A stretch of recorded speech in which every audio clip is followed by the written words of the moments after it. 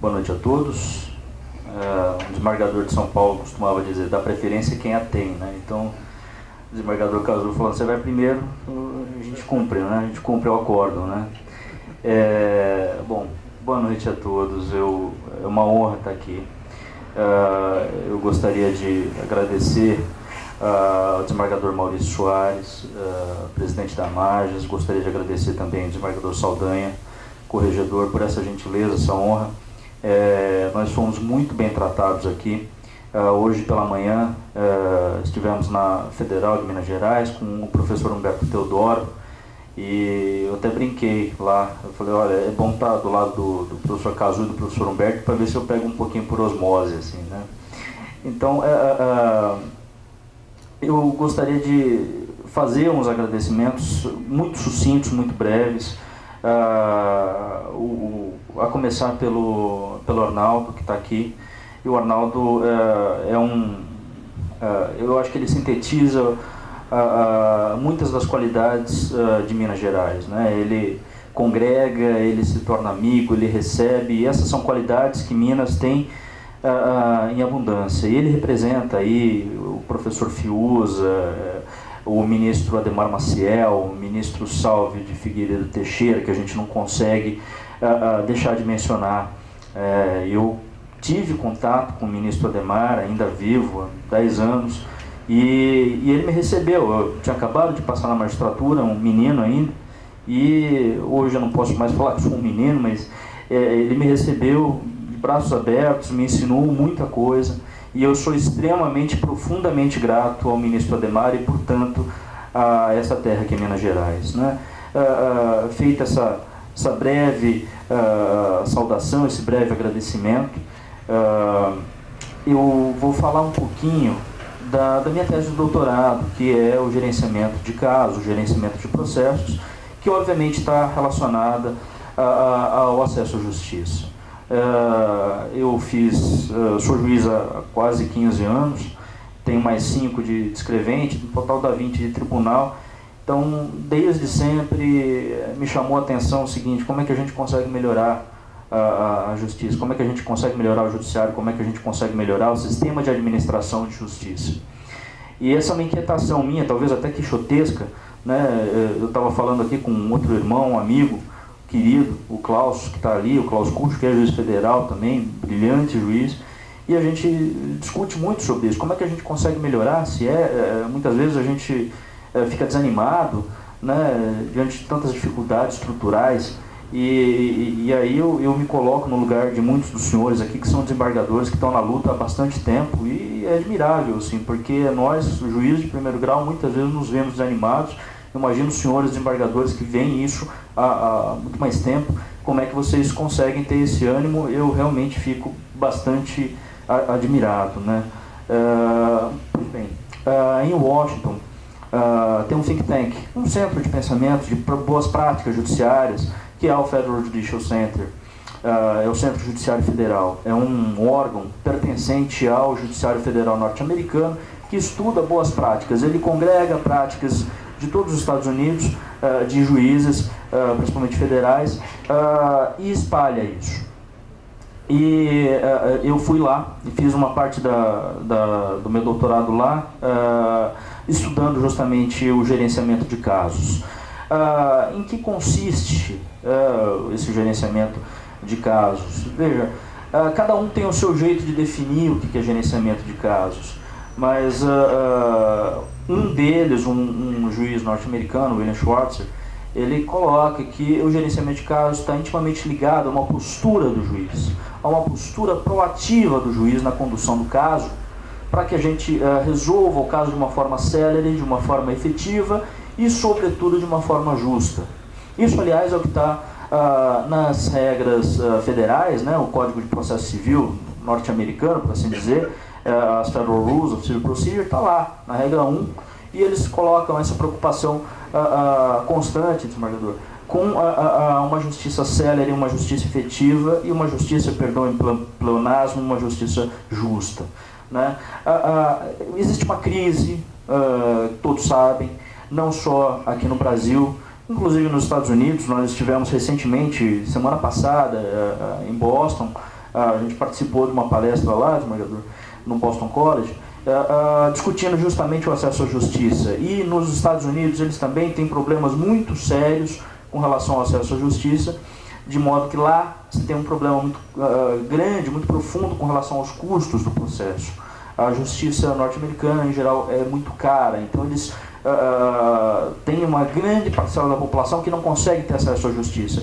E lá eles estavam discutindo, principalmente na área civil, a questão de uma representação legal, talvez uma justiça gratuita, como nós temos aqui, e a gente estava alertando aí para um excesso, talvez, de uma justiça gratuita, e a gente sofre com isso também, muitas vezes uma litigância aí que um sujeito que tem direito, ele pleiteia e isso está certo, mas muitas vezes ele talvez não tenha um direito tão sério, e ele vai lá e ele está ocupando um lugar lá no acesso à justiça, e aquilo não tem viabilidade jurídica nenhuma. Quer dizer, e ele também não se vê obrigado a fazer uma análise própria de ajuizar a ação ou não. Por quê? Porque se perder, ele não vai arcar com os custos do processo. Talvez, obviamente, essa não é a única razão para a gente ter antes 100 milhões, agora dados do CNJ mais recentes, 80 milhões de processos pendentes de julgamento. Mas, com certeza, é uma coisa que colabora, né? E a gente tem também um outro ponto aí da litigiosidade, que é, muitas vezes, causas que não deveriam ser causas, todos sabemos disso. Muitas vezes eu conversava com alguns desembargadores de São Paulo, provavelmente alguns dos senhores também pegam isso, quer dizer, uma câmara, né, um julgamento por 3 desembargadores, cada um tem 40, 50 anos de experiência. Então, você juntar ali, dá 150 anos de experiência. Para quê? Para você julgar uma multa de trânsito. Vocês percebem o ponto que nós chegamos? Uma multa, se você não foi regularmente notificado ou não, e um negócio desse chega até o STJ, que é a súmula 127. Quer dizer, alguma coisa está bastante anômala aí, para a gente ser eufemista, né? Essas questões todas também acontecem em outros países. Vejam vocês, na Itália, por exemplo, o processo dura tanto que a Itália começou a ser acionada na Corte de Direitos Humanos Europeia. O que aconteceu? Um congressista italiano, de nome Pinto, também, mas eu creio que não deve ter nenhum parentesco, ele elaborou uma lei prevendo uma indenização a ser paga pelo Estado italiano no caso de atraso. Foi a lei de Pinto. O que aconteceu? Resolveu a situação do atraso na Itália? Não. Só criou mais processos. Então, você tem mais 50 mil processos com base na lei de Pinto, pedindo indenização por Estado italiano pelo atraso na prestação jurisdicional. O que eu quero ilustrar com isso para os senhores? Esse atraso, essa questão da crise de efetividade do direito e do processo não é exclusiva do Brasil. E os problemas estão se tornando cada vez mais comuns. Os senhores vejam, você vai para os Estados Unidos, você vai para a Europa, muitas vezes você percebe problemas aí com relação de consumo. Em Portugal você tem questões aí com superendividamento, né? Ou você vai para os Estados Unidos, você tem também esses problemas com relação a plano de saúde. Aqui a gente tem problemas graves aí relacionados a plano de saúde, relação de consumo em geral.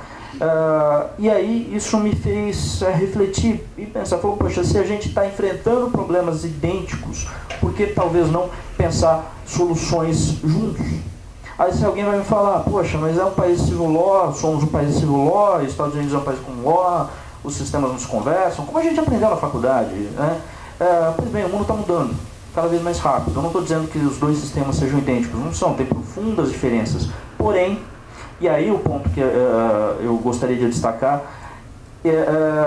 ao longo de pelo menos um século, a gente tem apresentado convergentes pontos de tangenciamento. O que eu quero dizer com isso? Veja, você tem uma Constituição de 1891, né, bastante semelhante à Constituição norte-americana, que em princípio estabeleceu a tripartição de poderes, Judicial Review, você estabeleceu os 3 poderes, tal como a Constituição norte-americana. E há várias outras constituições, aí, principalmente no cenário do pós-guerra, a Segunda Guerra Mundial. Esse foi um ponto levantado pelo professor Humberto Teodoro hoje de manhã, e eu pego o gancho nele. Quer dizer, depois da Segunda Guerra Mundial também você teve um outro momento no constitucionalismo, e você teve uma influência do constitucionalismo norte-americano para o Japão, para a Alemanha, para Portugal e inclusive para o Brasil. E em todas essas constituições se protege aí a rule of law, que a gente conseguiria definir ou aproximar com um Estado de direito democrático, o Estado democrático de direito, enfim, mas algo que proteja os direitos e as garantias do cidadão. Você vai ter também o devido processo legal. Várias constituições protegem esses valores. Isso foi percebido por um ministro da Suprema Corte norte-americana, o Stephen Breyer, que é um estudioso não só da Constituição norte-americana, mas de outros sistemas legais. Ele tem recebido diversos ministros, desembargadores, juízes de outros países, e essa é a percepção dele. Quer dizer, várias constituições protegem esses valores, inclusive a nossa, né? E a dos Estados Unidos também. A partir daí, gente, esse quadro constitucional, esse quadro legal, com base nesse quadro legal e constitucional, várias reformas foram surgindo, né? A partir principalmente da década de 80, o professor Watanabe vai explicar isso com uma profundidade absurda. Ele foi um dos grandes responsáveis, assim como o ministro Salvio, assim como o professor Humberto Teodoro, no sentido de você trazer, e isso é muito interessante do Brasil. O Brasil não tem vergonha de pegar alguma coisa que funcionou lá fora e trazer para cá, claro, tropicalizando. Então, o que eu quero dizer? Os juizados de pequenas causas em 84, Lei de Ação Civil Pública em 85, Código de Defesa do Consumidor em 90, recentemente o desenvolvimento das ADR. Quer dizer, isso tudo vem nessa conversa. E para que vocês tenham ideia, eu vou fazer uma pequena parte. Em 65, o professor Watanabe foi para o Japão com um outro falecido desembargador, Roque Komatsu, e foi para o Japão, e ao voltar do Japão passou para Portugal, né? Aí ficou em Portugal uns 2 dias, aí pegaram um táxi, e o taxista olhando, ele conversando em português, o desembargador Roque Komatsu também, também descendente de japonês, os dois lá conversando em português. E o motorista de táxi olhando, ficou curioso, não aguentou. Ele falou assim: mas vocês estão vindo de onde? Ele falou: estão vindo do Japão. Falei: faz quanto tempo? Faz 2 dias. Aí o motorista falou: poxa, que raça inteligente, né? O que eu quero dizer com isso, gente? O mundo está conversando cada vez mais, com mais intensidade.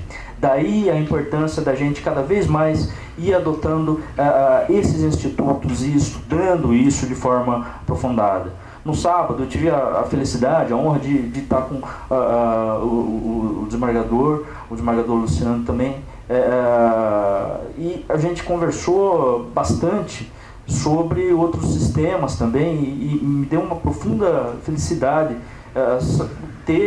saber que a gente tem uns profundos conhecedores de outros sistemas legais. E a gente estava conversando sobre nomeação de ministro supremo nos Estados Unidos. Quer dizer, me causa extrema felicidade isso. A gente precisa estar conectado. Eu sou dessa opinião, assim como o ministro Salvio, assim como o Barbosa Moreira também. Ou seja, a gente tem uma crise de eficácia, e tudo isso eu estou dizendo para quê? Para justificar o porquê que eu fui estudar esse tal de gerenciamento de casos. Como eu falei para vocês, isso consiste aí num novo, talvez, um comportamento do juiz proativo. Eu não queria colocar no mesmo balaio que ativismo judicial. Eu acho que são coisas com ideias diferentes, contextos diferentes. Não me entendam dessa forma, por favor. O que eu quero dizer com um caráter proativo do juiz. É o juiz que conduz o caso de forma ponderada, atento às realidades, às peculiaridades daquele caso. Então, por exemplo, num caso extremamente complexo, como uma ação civil pública, um loteamento irregular, ou uma ação de improbidade, que muitos dos senhores lidam, como é que você vai tratar isso? muitas vezes você vai, como juiz, congregar, fazer com que as partes tragam determinadas provas. Você como juiz vai definir quais são as questões, vai delimitar as questões e a partir daí vai traçar um cronograma do caso.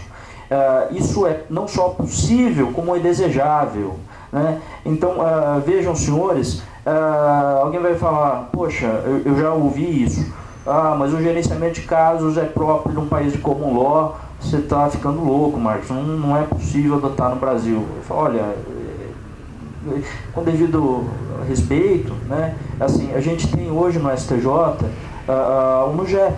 O que é o NUGEP? O Núcleo de Gerenciamento, repito, Núcleo de Gerenciamento de Precedentes. Inclusive todos os tribunais, o TJ Minas, o TJ São Paulo, tem esse núcleo, isso já está instalado aqui. E consiste basicamente num gerenciamento em larga escala. Em alguns dos temas de repetitivos, eu destaco aí um caso julgado pelo STJ, não faz muito tempo, o ministro Severino, o relator, ele fez um gerenciamento em larga escala, uma audiência pública, convocou várias entidades quanto àquele caso de comissão de corretagem, taxa SAT, que muitos pegam aí, né? O que ele fez? Ele percebendo o impacto que ao afetar o tema, você reconhece que aquilo tem uma repercussão nacional, suspende o tema, milhares de processos são suspensos aí pelo país. Isso é terrível, porque o tempo de demora faz com que muitos compradores aí de apartamentos não tivessem a chave, né? E a SAT, a corretagem era um ponto ali do pedido. E o ministro Severino, atento a isso, convocou as várias entidades, fez audiências públicas e tal, e julgou esse tema. E isso foi um gerenciamento, sem sombra de dúvida, um macro gerenciamento, em larga escala. E isso, senhores, eu entendo ser possível, sim, pelo juiz de primeiro grau, sim, pelos tribunais regionais, pelos tribunais de justiça. Muitos dos senhores já fazem isso, e já fazem isso há anos, a gente sabe disso. E é preciso que essas práticas sejam compartilhadas e sejam divulgadas. Então, o gerenciamento não dá para você delimitar, falar, olha, isso não é gerenciamento, isso... Não, você tem diversos conceitos de gerenciamento e você tem também, claro, o gerenciamento do cartório, né, que também é um ponto importante. Na minha tese, eu procurei enfocar mais o comportamento do juiz dentro do processo, tá? E aí eu faço uma comparação, vejo onde é que tem funcionado, por que surgiu. Vejam, isso tem acontecido na Inglaterra. A Inglaterra sofreu profundas reformas do processo civil, os Wolf Reforms, depois o Lord Neuberger também procurou destacar isso aí. Quer dizer, o gerenciamento de casos é um dos pontos-chave da reforma processual civil na Inglaterra, assim como nos Estados Unidos também. E por que isso? Porque eles estavam sofrendo com essa crise de eficácia. Eu vou dar dados, permitam-me, um só. Nos Estados Unidos, de cada 100 casos, pelo menos na esfera federal, de cada 100 casos, eu estou sendo bastante pessimista, de cada 100 casos ajuizados, 5 são levados a julgamento final. 5%, menos 5%. Vamos para o Brasil, dados CNJ. De cada 100 casos, 10 chegam a acordo, ou seja, é o inverso. Então, alguma coisa pode ser melhorada. E é nesse sentido que eu penso que o gerenciamento ele se insere dentro desse contexto de acesso à justiça. O gerenciamento sendo bem feito vai reduzir os custos do processo, vai reduzir o tempo de duração do processo. Então, por exemplo, muitas vezes, numa ação civil pública que eu trabalhei em vara de fazenda pública, e peguei, no caso do loteamento irregular, a gente pega uma sentença bastante genérica, e aí você pega para executar aquilo, e aquilo é extremamente complicado. O que eu procurei fazer? Várias famílias tinham invadido uma área que era de proteção ambiental. Quer dizer, tinha famílias lá que estavam correndo risco de vida, sério risco de vida. Se viesse uma chuva, as casas iam ser levadas e provavelmente muitas famílias com elas. Aí nomeei perito, chamei, abri para assistentes técnicos do município, do Ministério Público, dos réus, chamei todo mundo para audiência e falei, olha, vamos tentar resolver isso aqui. A gente levou 4 horas, talvez, mas depois daí saímos com um plano. O município ia propor um projeto de lei, ia passar pela Câmara, ia ser feito uma regularização daquilo que podia, naquela área que representava risco mesmo para as famílias iriam sair, algumas iriam receber uma indenização para poder se manter e ser levadas a outro lugar. Quer dizer, a gente não resolve os problemas do mundo. Eu já escutei isso também. Você não consegue resolver os problemas do mundo, você só está transferindo. Não, mas aquele caso específico merecia uma atenção especial. Isso é gerenciamento.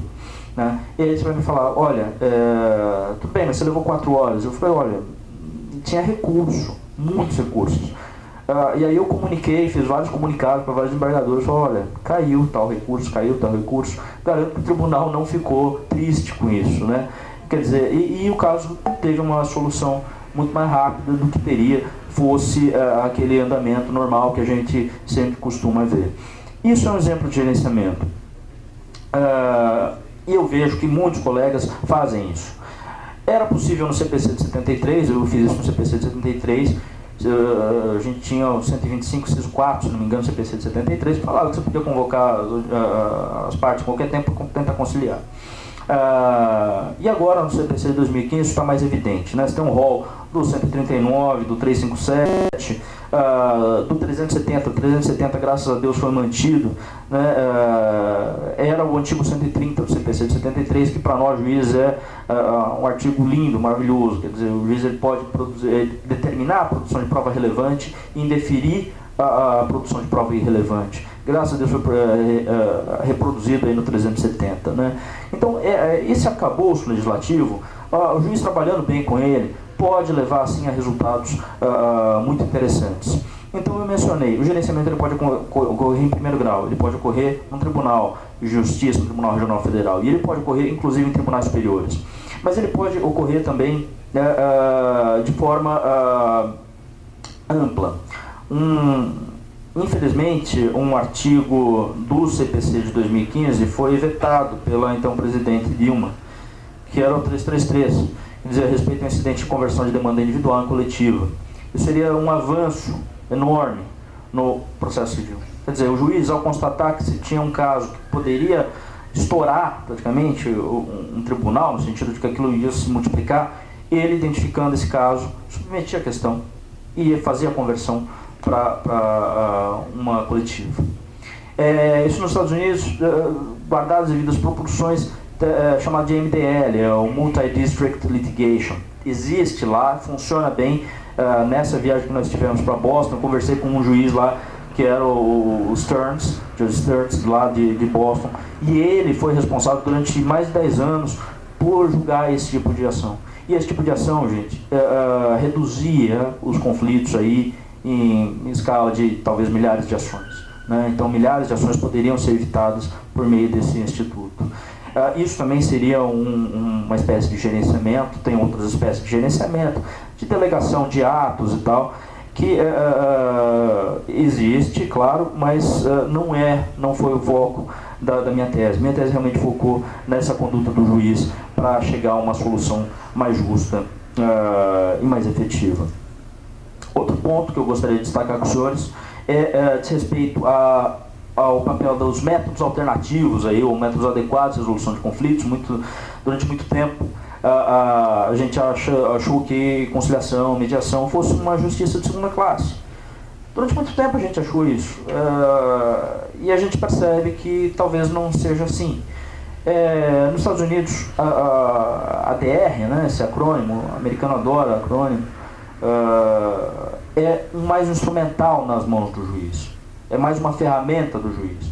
Então muitas vezes ele percebe que o caso pode ser melhor resolvido por meio de uma conciliação, de uma mediação. E aí o que ele faz? Ele remete o caso para uma conciliação, para uma mediação.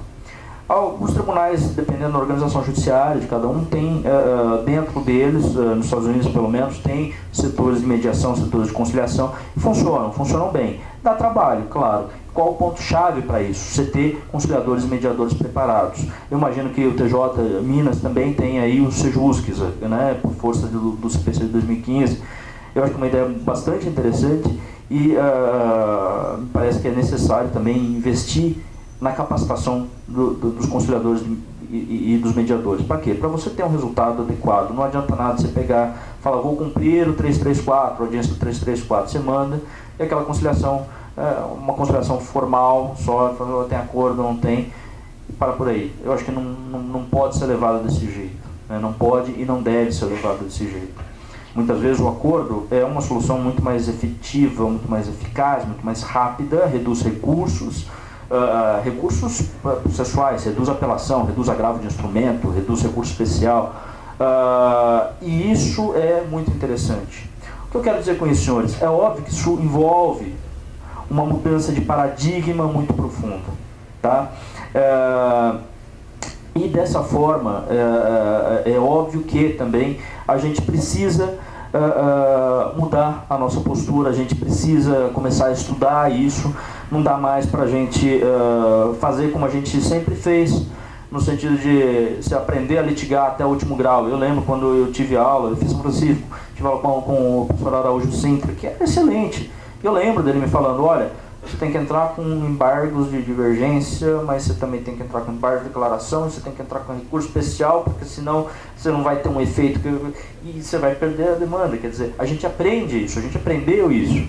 E a gente não aprendeu a falar, olha, vamos tentar resolver mais do que o processo, vamos tentar resolver o caso, vamos tentar resolver o conflito. E que resolvendo o conflito, muitas vezes você elimina diversas ações, diversos recursos. Tá? O gerenciamento sendo bem feito. O gerenciamento sendo bem feito. Né? Os casos, os exemplos são inúmeros nos Estados Unidos. E eu não vou cansar os senhores com isso, né? Mas uma coisa que eu gostaria de lembrar o professor Marcato era um admirador, um admirador incondicional do ministro Salvo. E durante uma das reformas, o tribunal o juiz ele poderia reconhecer a prescrição de ofício. Né? Lembro-se disso. Muito bem. Aí a parte apela, no CPC de 73, quer dizer, irmão siamês, 295, você interpõe 295, 296, tem um juiz de retratação, o juiz não se retrata, vai só para o tribunal. Muito bem, parte contrária não foi citada. E o tribunal fala, olha, não houve prescrição. Tá? Devolve para o juiz de primeiro grau. Quando a parte contrária é citada e intimada para contestar, será que ela vai poder alegar a prescrição porque já foi afastada pelo tribunal? Não. Você retirou uma matéria de defesa, parte contrária, né? Sem que ela tivesse sido ouvida. E aí o Marcato leva isso para o ministro Salve, e o ministro Salve fala assim, olha, relaxa, que isso aí é que nem caminhão de melancia. A gente vai andando, vai sacolejando, a gente vai se adaptando. Essa sabedoria do ministro Salve é fantástica. O que ele queria dizer com isso? Jurisprudência. Isso vai sendo temperado, né? E esse tipo de postura, esse tipo de mentalidade é o que me parece essencial aí para salvaguarda, para proteção de uma efetividade maior do processo civil. Eu não tenho muito mais a falar, não quero cansar os senhores mais do que eu já cansei, e eu gostaria só de agradecer e ressaltar a importância de medidas como essa que a MAGES, que o Tribunal de Justiça de Minas Gerais estão realizando, no sentido de, aos poucos, a gente tentar mudar uma mentalidade, tentar mudar um paradigma que já é estabelecido há anos, obviamente, atribuir, claro, para falar, olha, o juiz ele precisa fazer isso, precisa, mas só o juiz, é claro que não. Se só o juiz fizer isso, não vai adiantar. É o juiz, são os advogados públicos, os advogados privados, Ministério Público, Defensoria, AGU, o Gregory que está aí, foi diretor da AGU bastante tempo. Quer dizer, isso precisa mudar, e o Gregory tem essa mentalidade também, já escreveu aí sobre métodos alternativos de resolução de conflitos. Quer dizer, isso aos poucos vai mudando. E é preciso que nós encaremos isso de forma muito séria. Caso contrário, a gente está arrumando para um colapso, sabemos disso, né? Então, eu estive lá também em Massachusetts, né? O Louis Brandeis foi ministro da Suprema Corte norte-americana. Ele também antes foi juiz do Tribunal de Massachusetts, né? E tem uma frase dele muito bacana, muito elucidativa. Eu vou terminar com ela, que é "Justice is but truth in action", ou seja, a justiça é a verdade em ação, né? Então, vocês me perdoem muitas vezes pela talvez inocência, pelo espírito quixotesco, mas é preciso que a gente pelo menos levante essa bandeira, tá certo? Senhores, muito obrigado por terem me ouvido, foi uma honra estar aqui.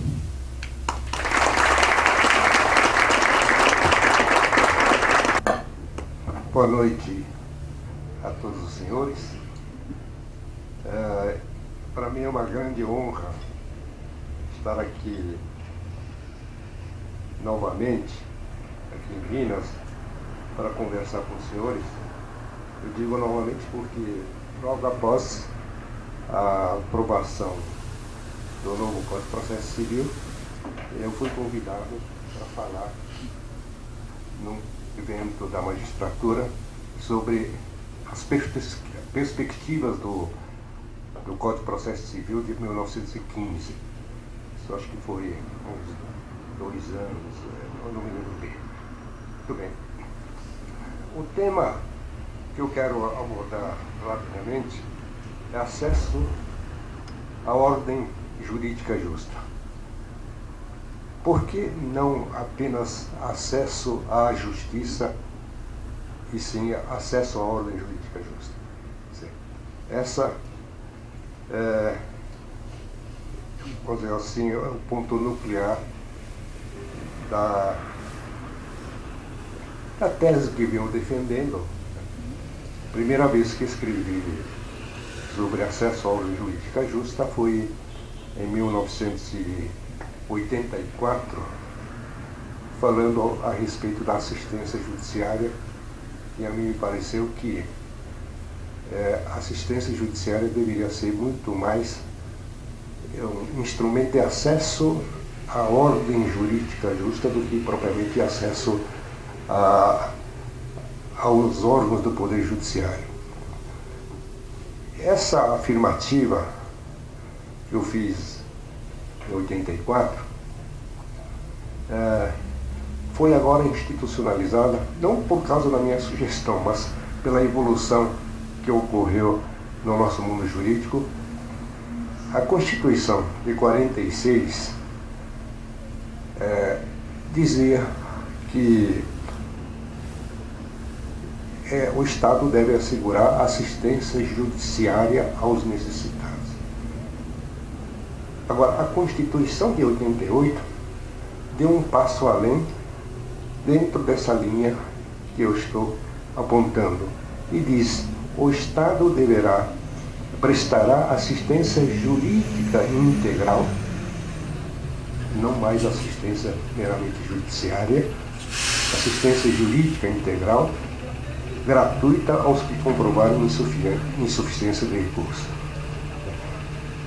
Essa é a função que hoje cabe fundamentalmente à Defensoria Pública e também aos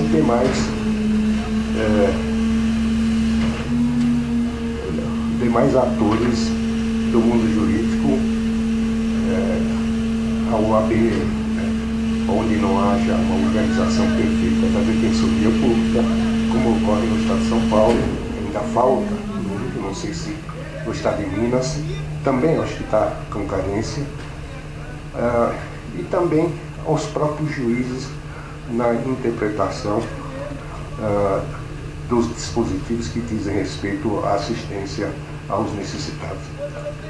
Mas o ponto fulcral não é esse. A lei, quando fala em acesso à justiça, a sua dicção é de atribuição ao judiciário de um papel bastante passivo. A norma que assegura o chamado o princípio da inafastabilidade do controle jurisdicional, que é o princípio de acesso à justiça, está hoje inscrito no inciso 35 do artigo 5º da Constituição, nos seguintes termos: a lei não excluirá da apreciação do Poder Judiciário lesão ou ameaça de direito. Essa dicção atual não é muito diferente daquela que deu explicitude na Constituição de 46, né, a esse direito de acesso à justiça. E houve o acréscimo aqui apenas em relação à ameaça e não apenas lesão, porque a Constituição de 46 falava em lesão de direito e a nova Constituição fala em lesão ou ameaça de direito. Mas a interpretação literal desse dispositivo atribui ao judiciário um papel bastante passivo.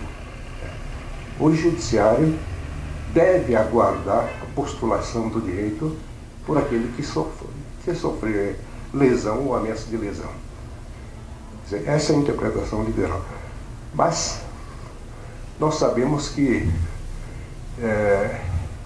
esse conceito de acesso à justiça teve evolução ao longo dos anos. Já se falava que implicitamente, né, esse princípio do acesso à justiça estaria inscrito já na Constituição, na primeira Constituição republicana e nas posteriores, apesar do silêncio, mas pelo sistema podia se extrair isso. Mas a primeira Constituição que deu explicitude a esse princípio foi a Constituição de 46. Mas como evoluiu esse conceito, que dá um papel aparentemente passivo ao judiciário, para um papel mais ativo que nós estamos presenciando hoje? Através de leis ordinárias, né? Por exemplo, a lei de assistência judiciária, da justiça gratuita, através do Código de Processo Civil e leis esparsas, né? O princípio do acesso à justiça foi tomando dimensões diferentes e foi atribuindo ao judiciário um papel mais ativo. Eu vou citar alguns exemplos dessa evolução que ocorreu ao longo dos anos, desde a primeira Constituição republicana até hoje. Até o Código de 39, mesmo no Código de Processo Civil de 73, o nosso sistema processual esteve sempre filiado a uma matriz liberal individualista.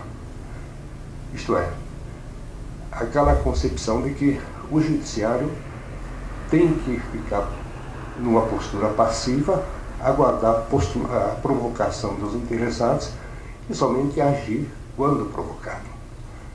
Quer dizer, essa era a visão. Mas, a partir de... eu coloco um divisor que é um pouco artificial, talvez, mas a partir da década de 80, o nosso sistema processual, o nosso sistema jurídico, né, começa a passar por grandes transformações. A primeira transformação que eu reputo revolucionária foi a criação do Juizado de Pequenas Causas em 1984. Ali, pela primeira vez, o judiciário, não só o judiciário, mas o Estado brasileiro começa a se preocupar pela falta de acesso à justiça pelos mais humildes. Então se concebeu um sistema processal que facilitasse acesso à justiça à camada mais humilde e se criou o sistema das pequenas causas. E nesse modelo, pela primeira vez, o nosso sistema jurídico incorpora, ao lado da solução sentencial, né, a solução pelo método da adjudicação, incorpora o método da conciliação, né, como um instrumento, como disse o juiz Marcos Onodera, como instrumento do próprio Estado para a realização de justiça na solução dos conflitos.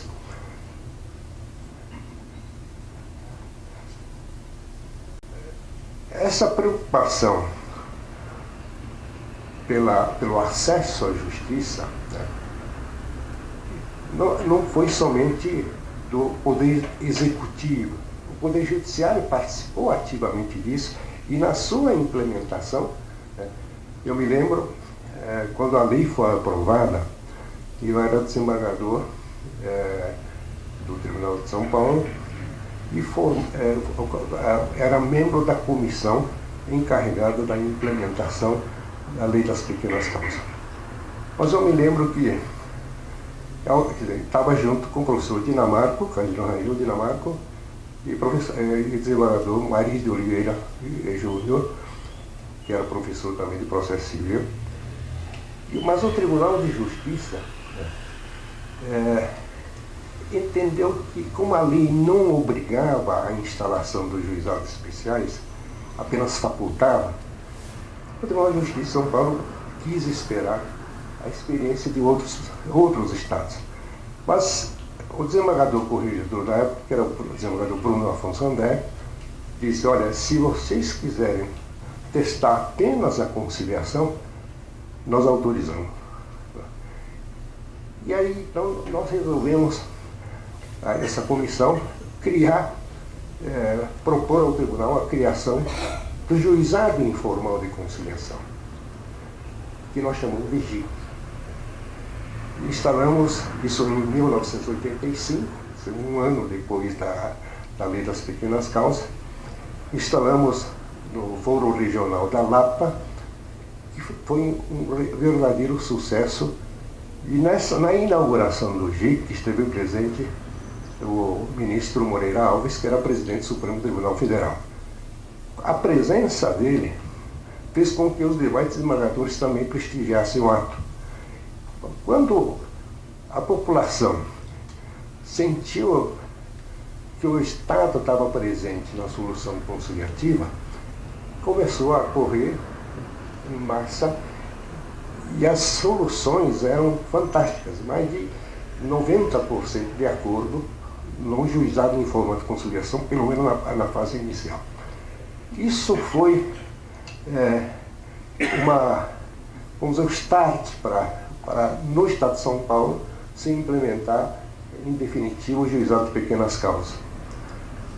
Essa postura do tribunal, quer dizer, do próprio judiciário, já é uma postura mais ativa na solução dos conflitos, na adoção de mecanismos mais adequados para solucionar os conflitos, abandonando aquela postura mais neutra, mais passiva, que está ainda hoje na Constituição. O segundo evento revolucionário, a meu modo de sentir, ocorreu um ano depois, com a criação da Lei da Ação Civil Pública, isto é, criação das ações coletivas, né, no sistema jurídico brasileiro. Eu acho que foi extremamente importante porque os chamados interesses meta-individuais, interesses difusos, interesses coletivos, que não eram subjetivados em uma determinada pessoa não tinha acesso à justiça até 85. Então, a lei da ação civil pública provoca uma nova abertura do acesso à justiça, exatamente para os interesses meta-individuais, interesses difusos, interesses coletivos. E essa lei é completada em 1990 pelo Código de Defesa do Consumidor, que disciplinou de forma mais completa a ação coletiva e criou a chamada ação coletiva para a tutela de interesses individuais homogêneos.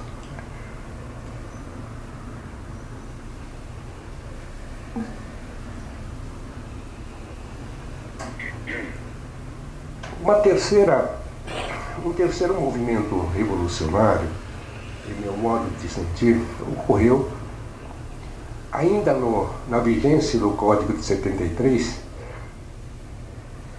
na década de 90, uma comissão presidida pelo ministro Salvo Figueiredo, comandou uma série de reformas na lei processual de 73. Eu tive a honra de integrar essa comissão. Essa comissão apresentou 12 projetos de lei, porque a estratégia da comissão, muito bem esboçada pelo ministro Salvo e pelo ministro Atos Guzmão Carneiro, foi de fragmentar as propostas, porque se falasse em reforma do Código de Processo Civil, não passaria. Então, foram formuladas 12 propostas diferentes, né? Cada qual sugerindo alguma alteração. E eu destacaria, né, desse elenco de propostas legislativas, pelo menos algumas que eu acho que isso constitui uma alteração revolucionária do nosso sistema processual. Primeira proposta é a tutela antecipatória, a possibilidade de antecipar a tutela. Esta manhã eu estava na Universidade Federal, juntamente com o ministro Humberto Teodoro, conversando a respeito, e eu me lembro que na época que o professor Humberto Teodoro lançou o Processo Cautelar, o livro que o notabilizou, primeiro foi o processo de execução, depois o processo cautelar. Por que o processo cautelar era importante naquela época? É porque o sistema processual brasileiro estava integralmente filiado ao modelo romano-germânico, que é muito benevolente com o demandado. Quer dizer, quem sofria as consequências da demora do processo era o autor, e muitas vezes o réu que não tinha razão, com a demora ele se beneficiava bastante. Os advogados, então, muito criativos, começaram a utilizar, os juristas que são dessa época, vão se lembrar, começaram a utilizar a ação cautelar inominada para obter antecipação da tutela. Acho que são vários e vários exemplos disso. E nessa revisão da década de 90, chegou-se à conclusão de que tinha que se mudar esse modelo processual, e aí se surgiu a instituição da antecipação de tutela. E qual foi a consequência da antecipação de tutela? A antecipação dependente da avaliação do juiz, dependendo da verossimilhança da alegação do autor, né, do requisito da urgência, etc. A possibilidade de o juiz inverter esse modelo romano-germânico que estava prevalecendo. Então, com a antecipação, o autor, que possivelmente, provavelmente, tem razão e poderá ganhar a causa, né? Ele obtém a tutela postulada e quem vai sofrer a consequência da demora vai ser o réu. Essa foi uma mudança extremamente importante, que no sistema processual nosso só havia em relação a determinados interesses, como ação possessória, ação de busca e apreensão, né? E algumas leis propostas por meio de pressão de segmentos econômicos, como a lei da alienação fiduciária e tudo isso. Então, haveria possibilidade de antecipação naqueles casos que a lei expressamente autorizava, né? O Código adota a possibilidade da antecipação de uma forma geral, dependendo do atendimento de certos requisitos. Essa é a primeira reforma. Outra reforma extremamente importante foi a da tutela específica das obrigações de fazer ou não fazer. Que até então, o descumprimento da obrigação de fazer ou não fazer era resolvido em perdas e danos, né? E eu me lembro que após a aposentadoria minha, eu comecei a atender algumas empresas, principalmente as americanas. Quando havia uma joint venture com a empresa brasileira e o acordo de acionistas, a pergunta que vinha necessariamente era: como é que eu posso executar essa obrigação de fazer ou não fazer que está no acordo de acionistas? E a solução naquela época era perda de dano. Ele precisava de específica performance. E havia no sistema norte-americano e no nosso sistema não havia explicitamente. E eu acho que já estava no sistema, isso bastava a jurisprudência reconhecer e criar. Mas estava difícil.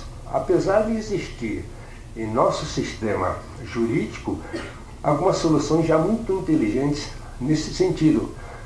Desde a década de 30, né, quando começou a haver boom imobiliário em São Paulo e outros centros, né, a venda de terrenos mediante prestações pagas em parcelas, né, quando do pagamento final, a outorga da escritura definitiva, e não existia uma ação específica, né? Então se convertia em perdas e danos. E a lei, o legislador brasileiro tinha criado a ação de adjudicação compulsória, que exatamente é tutela específica da obrigação de fazer, né? Quer dizer, a sentença do juiz serve, quer dizer, a falta de ato do devedor, que é o vendedor do terreno, ele se negando a outorgar a escritura definitiva, o legislador nosso criou essa solução. A sentença do juiz vai valer como escritura ou transferência. Então, essa evolução não, quer dizer, parou nessa tutela de compromisso com compra e venda, não avançou, e nessa década de 90 se criou a ação específica para a tutela da obrigação de fazer e não fazer.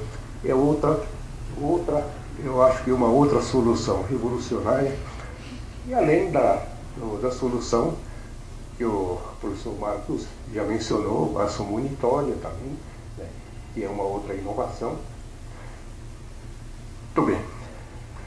Então, ao longo, vamos dizer, desses anos, apesar da norma constitucional, né, estabelecer um princípio aparentemente, né, que dá um papel neutro, passivo para o judiciário, as leis infraconstitucionais foram criando essas soluções que tornaram cada vez mais ativo o judiciário no sentido da tutela de direitos. Após essas reformas, vem de 94, já com a Constituição de 88, o judiciário começa a adotar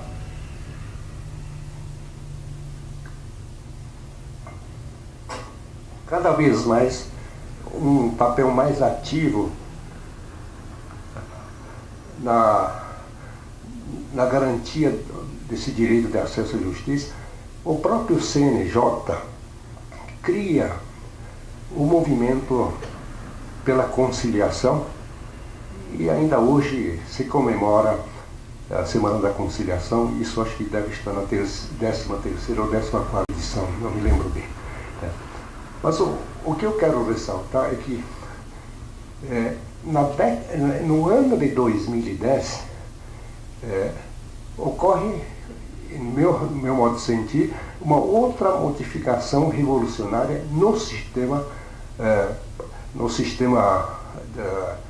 judiciário, vamos dizer assim, no sentido amplo, através da Resolução 125 do CNJ, que instituiu a chamada Política Judiciária Nacional de Tratamento Adequado dos Conflitos de Interesse. A Resolução 125 não institucionalizou, não se limitou a institucionalizar a mediação e a conciliação, mas afirmando alguns princípios importantes que eu vou ressaltar, institucionaliza a Política Nacional de Tratamento dos Conflitos. O Dr. Marx estava mencionando o gerenciamento, dizendo o papel ativo do juiz na condução do processo, na condução dos casos, que quando fala case no sistema norte-americano, nós traduzimos não por processo, mas pelo conflito, por conflito. Então, quando o juiz gerencia os cases, muito mais ele está cuidando dos conflitos do que propriamente o próprio processo. Essa visão é extremamente importante na definição do papel ativo do juiz e agora do judiciário. A Resolução 125 cuida exatamente do gerenciamento de casos, o gerenciamento de conflitos pelo judiciário. Afirma-se nessa resolução, na exposição de motivos, que o acesso à justiça é muito mais o acesso à ordem jurídica justa do que mero acesso aos órgãos do Poder Judiciário. Segundo, que todos têm direito a mecanismos mais adequados para a solução de seus conflitos e não apenas a solução sentencial. Nós sabemos que há conflitos que a sentença resolve melhor do que uma solução amigável. Mas há outros conflitos que a sentença não consegue resolver. A sentença resolve talvez o conflito, mas não pacifica os conflitantes. Então, essa distinção eu acho extremamente importante para a adequação do método de solução para cada caso. E a Resolução 125 determina exatamente essa adequação. E para complementar, para dar uma consistência maior a essa política judiciária, adota determinadas soluções e um pilar adotado, que é de extrema importância, é o da centralização da prática de mediação e conciliação através do CEJUSC, que é o Centro Judiciário de Solução de Conflitos. Porque qual é a importância dessa centralização? Isso nasceu, aliás, a ideia da centralização foi do ministro César Peluso. Ele era muito entusiasta, sempre foi entusiasta da solução amigável dos conflitos. E em conversa com ele, nós chegamos à conclusão de que o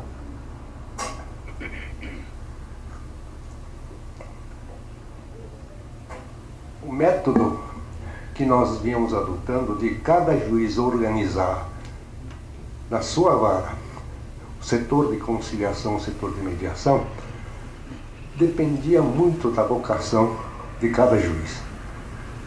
E se o juiz vocacionado organizava bem o setor de mediação e conciliação, juntava-se alguns conciliadores, mediadores, se ele fosse promovido e o sucessor dele não fosse tão entusiasta da mediação, a prática se perdia. Então, a centralização permite, em primeiro lugar, a definitividade da prática. E uma criação de organismo, né, que vai se especializando cada vez mais na solução amigável dos conflitos. A mediação e conciliação, quem é mediador sabe disso, né? A prática da mediação, quer dizer, as técnicas de mediação, a pessoa vai aprendendo e aperfeiçoando ao longo de toda a vida. E não é com curso de capacitação de algumas horas que ele se transforma em mediador ou conciliador. Então, existindo um setor que pratica exclusivamente, né, esses métodos e vai se aperfeiçoando, vai criando no Poder Judiciário um núcleo especializado para uma solução, né, mais adequada dos conflitos de interesse. E além do mais, a centralização permite, além da definitividade e da especialização, uma organização mais perfeita de todo o judiciário. Eu não sei quantos sejusques existem atualmente no estado de Minas, pela conversa que estava tendo ali fora, parece que já tem uma quantidade razoável. A estatística que o CNJ publicou recentemente dá conta de que no Brasil todo existem atualmente mais de 1000 sejusques. Ainda falta alguma coisa, mas nós estamos caminhando para uma organização definitiva dessas células extremamente importantes para a prática mais adequada do serviço judiciário. Mas o que eu quero ressaltar é que a resolução 125 amplia o conceito de serviço judiciário, cria direito dos jurisdicionados a solução por outros métodos além da solução sentencial, né? E essa ampliação do poder do serviço judiciário, portanto, do papel do Poder Judiciário, muda de forma fundamental o conceito de acesso à justiça que está definido na Constituição em termos bastante neutros e bastante passivos. O Judiciário, hoje, eu acho que está começando a exercer um papel ativo. Uma recente o encontro que houve no Superior Tribunal de Justiça sobre acesso à justiça e utilização, qual era o título do evento? Utilização... custo da litigiosidade, mas utilização perversa, alguma coisa perniciosa da justiça. Nós tivemos a oportunidade de expor uma ideia de criação pelo próprio Superior Tribunal de Justiça de um órgão que seria, vamos dizer, um observatório dos conflitos que, através de vários recursos que sobem para o Superior Tribunal de Justiça, né, poderia ver quais os conflitos mais comuns e, através desse observatório, fazer um estudo mais adequado do tratamento adequado de conflitos. E nesse trabalho que está publicado nesse livro que estou lançando hoje, eu menciono uma conclusão a que chegou o Departamento de Pesquisa Judiciária do CNJ, quando nós integramos esse departamento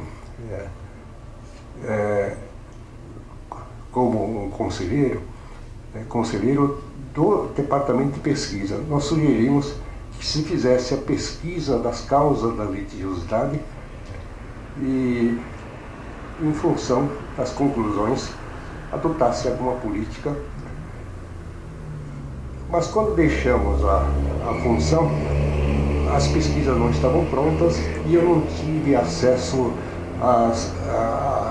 aos estudos feitos por 3 universidades em relação a esse tema, causa da litigiosidade, as demandas repetitivas. E foram 3 universidades que apresentaram a pesquisa, relatório, a GV de São Paulo, PUC do Paraná e PUC do Rio Grande do Sul. Mas não houve um estudo aprofundado dessas pesquisas. E aí o Departamento de Pesquisa fez uma avaliação dos estudos feitos por essas 3 universidades.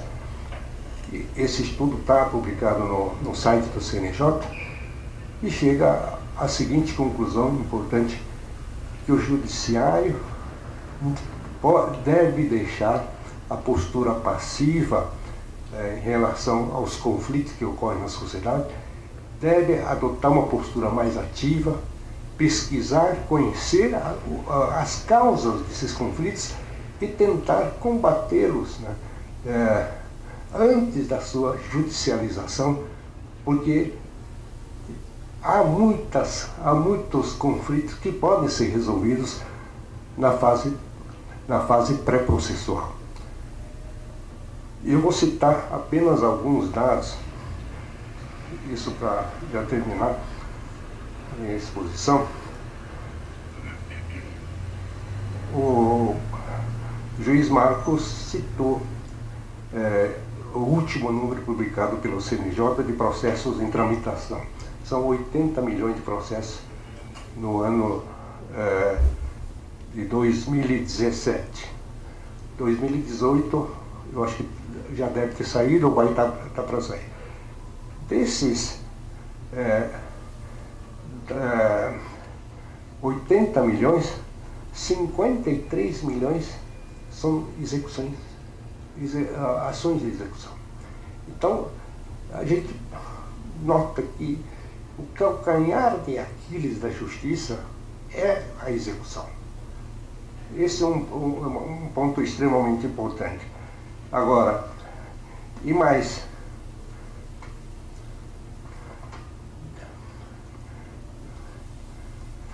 dessas execuções pendentes, 39% dizem a execuções fiscais. Agora, execuções fiscais, nós sabemos que são ajuizadas quando o executivo já está véspera da prescrição e não tem novo domicílio do devedor e tampouco a indicação de algum bens a penhorar. E joga tudo para o judiciário. O judiciário não tem como procurar devedor, não tem endereço, não tem como executar se não tem bens para penhorar. Esse ponto, solucionando esse ponto, nós vamos solucionar cerca de pelo menos 30% desse passinho que nós temos. Então, o que eu quero dizer com tudo isso é que o judiciário, os dirigentes do Poder Judiciário, adotando uma postura mais ativa no estudo dos conflitos e talvez a interlocução dos litigantes mais frequentes, tem a possibilidade de reduzir bastante o número, essa sobrecarga de serviço que o judiciário está tendo. Então, concluindo, dizer, acesso à justiça, na visão atual, exige uma postura mais ativa do Poder Judiciário. O Judiciário não é mais um órgão, um poder neutro. Ele não pode ser neutro. Ele tem que ser imparcial, mas neutro não. Tem que ter uma postura mais ativa.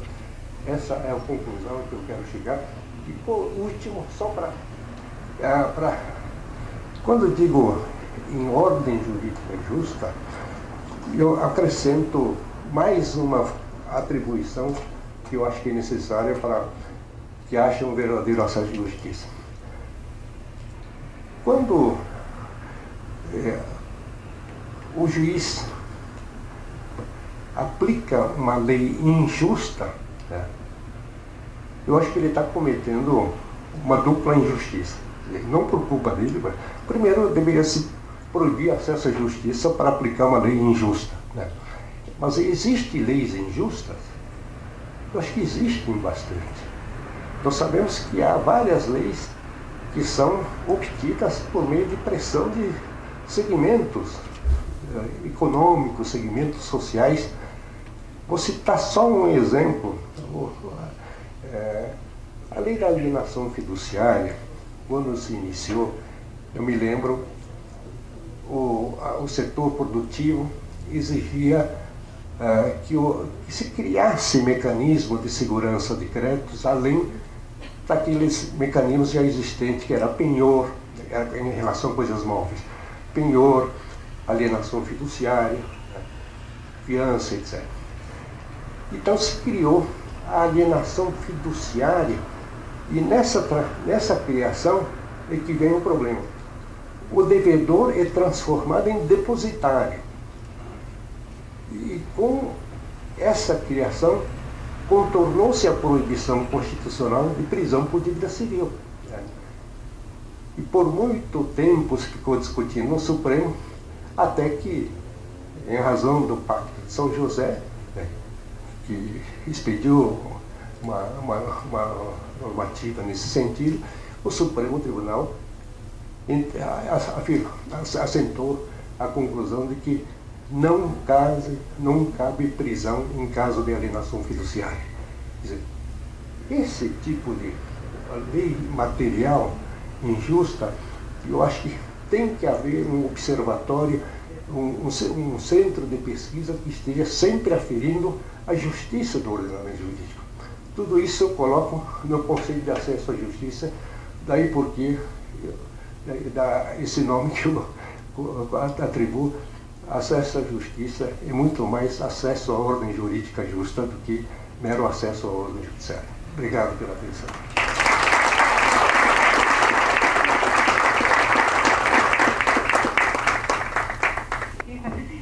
Boa noite. É um prazer participar aqui dessa palestra com o professor Kazu Watanabe, com o juiz Dr. Marcos. Eu fui aluno do professor Humberto Teodoro Júnior, falei com o doutor Kazu, então a gente consultava, né, sempre as obras do professor. Bom, é só uma questão mesmo, acho que para nós juízes, que estamos aí com essa novidade do Sejusc, que eu estava no grupo do Sejusc, mas eu não sou coordenadora mais, acabei saindo do grupo, né? Mas a grande está havendo muita polêmica com relação à participação não dos advogados no setor pré-processual. Então, assim, na verdade não é exatamente uma pergunta, mas uma reflexão de como nós vamos lidar com essa nova realidade aí do Sejusc e com essa insistência em algumas comarcas da participação dos advogados no setor pré-processual.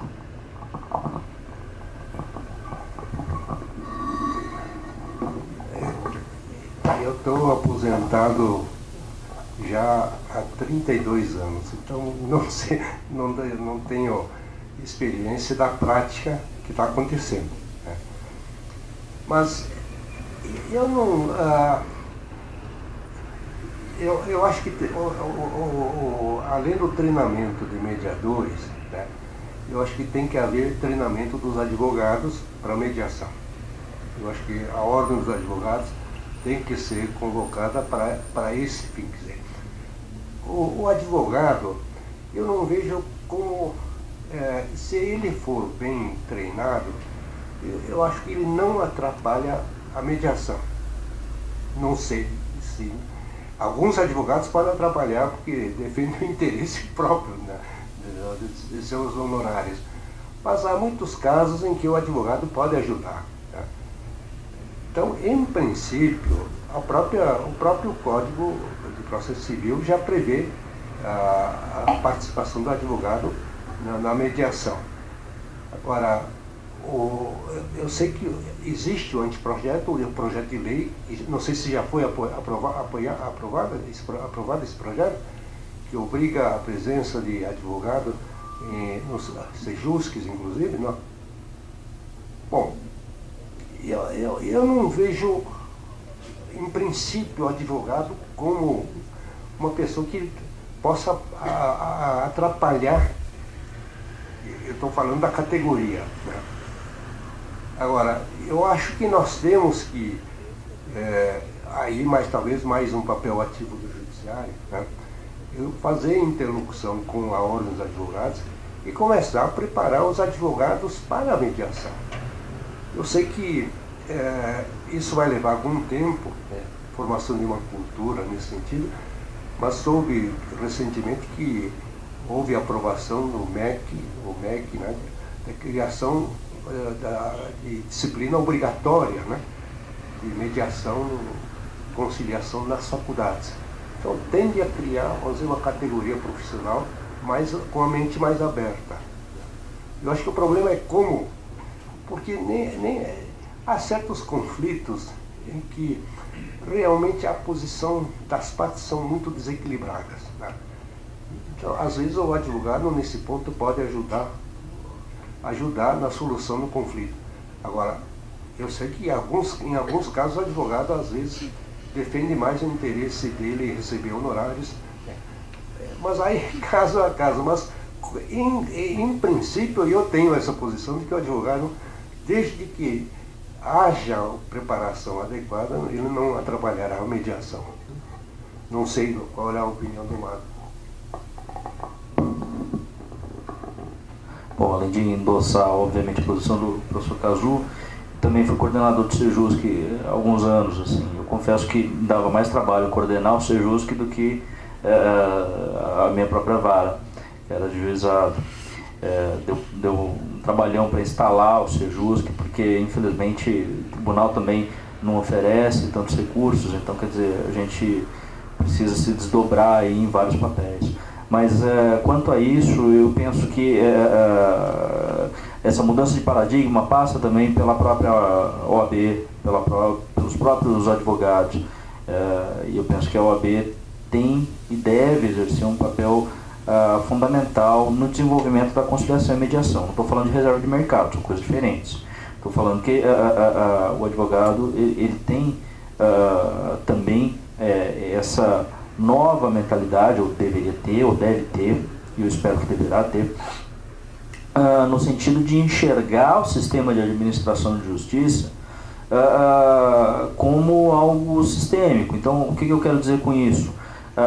Ao se ajuizar a ação, ou antes de se ajuizar a ação, o próprio advogado já conversar com o seu cliente no sentido de expor a ele os custos, o benefício que vai oferir ou não, e bem ou mal, com um sistema de precedentes que a gente está procurando desenvolver, talvez em alguns pontos, eu não falo em todos, mas em alguns pontos já é possível você ter uma previsibilidade razoável e a partir daí calcular os custos e as chances de risco, de derrota, de sucesso.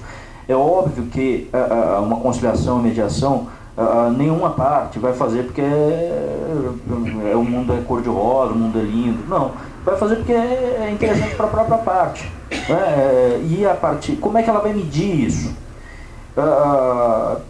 Um ponto importantíssimo é a previsibilidade jurídica. Ela está intimamente relacionada, principalmente nos Estados Unidos, que você tem um sistema de precedente já há séculos. O desenvolvimento da conciliação da mediação se consegue ter vendo o sistema de justiça como um todo, se vendo pelo menos uma razoável previsibilidade do que você vai ter ao final. A gente, em Boston, assistiu uma sessão de mediação conduzida por uma magistrate judge, e ela fez isso exatamente. A sessão durou, a audiência durou umas 3 horas, e era um caso envolvendo aí uns $150 mil. E ela procurava expor para a parte, olha, se você prosseguir com litígio, você já viu quanto você vai gastar com júri, com expert, não sei o que, tal, quanto tempo você vai gastar. E veja, ela foi fazendo isso e chegou a um consenso. Eles fizeram um acordo de $100 mil. Né? Então, os advogados têm um papel importante no desenvolvimento da conciliação e mediação. Eu entendo esse lado de reserva de mercado, e é muito interessante. Quando eu instalei esse JUSC, o pessoal, a OAB, alguns advogados não entendiam muito bem o que a gente estava tentando fazer, e um dia o presidente seccional chegou para mim e falou assim: doutor, vamos fazer uma manifestação contra o JUSC. Aí eu conversei com o presidente seccional e falei: pelo amor de Deus, não é nada disso, a gente está tentando ajudar o advogado. E muitas vezes lá no Sejusc era interessante, mas passou por um trabalho de diálogo, de conversar com eles, expor para eles que, ao contrário de você estar tirando o mercado, você estava criando mais uma possibilidade, mas exigia uma mudança de mentalidade mesmo, né? Não é só honorário. Muitas vezes explicar para o advogado, falar: olha, você vai poupar o seu tempo para você pegar outra causa. E muitas vezes isso aos poucos foi engrenando, né? E inclusive também de grandes empresas, que são os repeated players também. Isso é possível, isso chegou a ser possível, no sentido de conversar com grandes empresas aí de energia elétrica, concessionários. Então, olha, em São Paulo o pessoal adota o nome de expressinho, eu não sei como é que aqui em Minas é denominado, mas assim, o que consiste isso? Um dia de audiências, aí, várias sessões com aquela mesma empresa no polo passivo. Para que isso acontecesse, eu falei: olha, não adianta nada pegar e bloquear a agenda, eu posso fazer isso, mas só que vocês precisam trazer também o feedback, vocês precisam falar: olha, para esse tipo de determinado caso, que a jurisprudência já afirmou posição nesse sentido, vocês têm que trazer propostas razoáveis, né, faixas de barganha, tal. A jurisprudência já se manifestou que vocês não têm razão nisso aqui, então uma faixa de barganha de acordo, tal. E de fato foi feito, com uma razoável taxa de sucesso. Quer dizer, não vou falar que foi 100%, foi, mas pelo menos 50%, 60% houve. Mas isso envolve, novamente eu digo, uma mudança de mentalidade, tá? No sentido de expor para a classe dos advogados: olha, não é só reserva de mercado, não dá para pensar só dessa forma, né? Isso vai desafogar o sistema de administração de justiça, é uma consequência, não acho que seja o ponto principal. E a partir daí gera ao advogado uma possibilidade de ajuizar uma ação, muitas vezes uma outra ação, que vai ser julgada com muito mais velocidade. Quer dizer, você tem que enxergar o panorama, né? Eu acho que nesse sentido é interessante.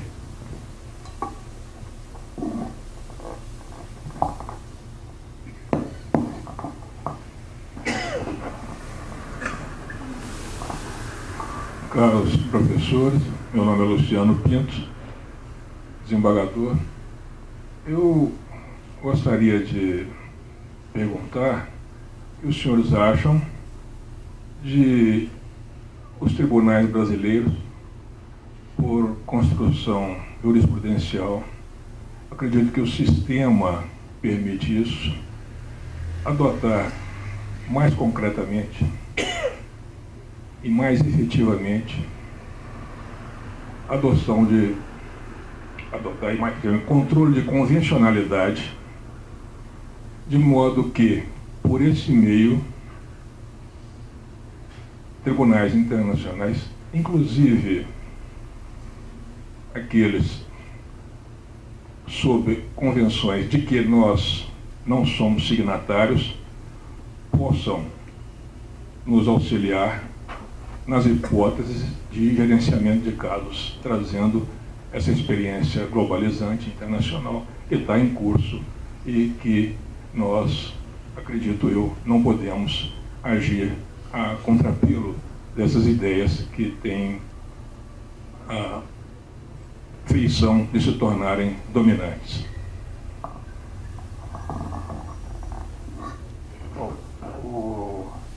antes de responder a essa pergunta, que é mais sobre gerenciamento de processo,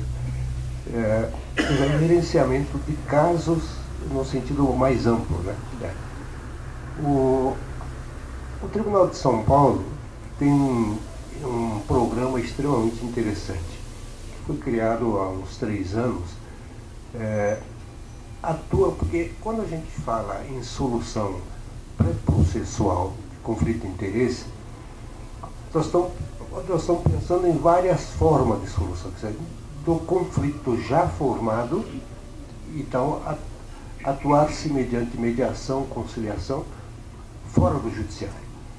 Ou, eu acho que o que é mais importante, e o Tribunal de Justiça de São Paulo está fazendo, é a prevenção. Quer dizer, uma coisa é prevenção, outra solução. A prevenção é uma forma de evitar que se forme um conflito.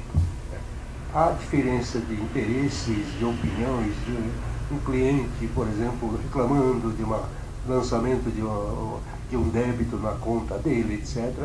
E o próprio banco já tentar atender preventivamente. Quer dizer, isso é prevenção. Então, o que o Tribunal de Justiça de São Paulo fez? Criou o programa Empresa Amiga da Justiça, e com a obrigação de apresentar determinados resultados periodicamente, né? E eu estive este ano, acho que um mês e meio atrás, uma solenidade de premiação das empresas que já tinham essa prevenção instituída, né? E várias empresas receberam o prêmio, que consiste no selo que poderá ser utilizado nas publicidades para a empresa poder, inclusive no mercado, né, ser visto de uma forma diferente. Então, eu acho que a prevenção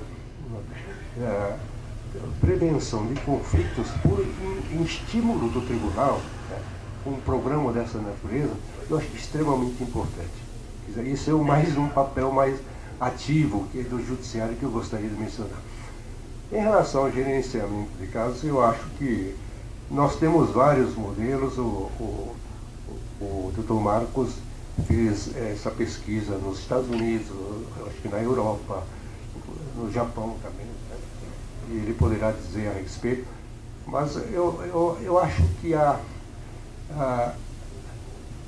nós podemos assimilar as ideias que estão no núcleo desse programa de gerenciamento, mas nós temos que tropicalizar o método, adaptar ao nosso sistema processual.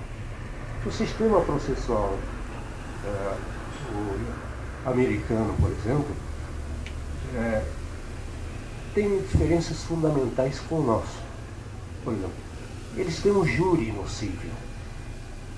O júri no cível é um fator que apavora os litigantes. Então é um estímulo mais para o acordo, né? O caso ser julgado por um júri, aquilo causa uma publicidade negativa muito grande, né? Uma outra diferença que eu noto é o seguinte: eles têm um sistema de discovery, de colheita de provas, que é extremamente, até eu diria, agressivo, né? Um sistema bastante agressivo na colheita de provas. E como esse sistema adversarial, isto é, adversarial no sentido de que os próprios advogados conduzem, né? E eles têm esses mecanismos que apavoram o setor. E para evitar esses incômodos é que há muito estímulo para a solução amigável. Então, há diferença. No Brasil, nós não temos essas peculiaridades, mas de qualquer forma, os dados que o Marcos cita é um negócio impressionante. Ele viu, eu vi isso há 10 anos atrás na Califórnia, menos de 5% das causas ajuizadas vão para julgamento final. Quando fala julgamento final, é mais que julgamento do júri, né? É claro que existe o chamado julgamento sumário, que o próprio juiz pode julgar em determinadas causas.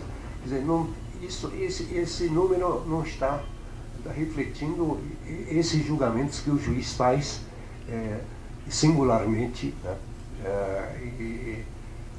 Mas está apenas falando do julgamento pelo júri. Mas, em relação à cooperação internacional, os Estados Unidos, o Marco poderá dizer muito isso, há juízes que visitam frequentemente o Brasil, o juiz Messi, né? E teve um outro juiz que veio especialmente para apresentar o case management do sistema norte-americano. Então, eu acho que essa colaboração é extremamente importante. Eu acho que o case management existe em todo o sistema anglo-saxão. Então, na Inglaterra, na Austrália, né? Cada lugar tem suas práticas diferentes. Mas o fundamental é criar um juiz bastante ativo na condução do processo. Porque nós temos juiz muito ativo no momento de sentenciar, né?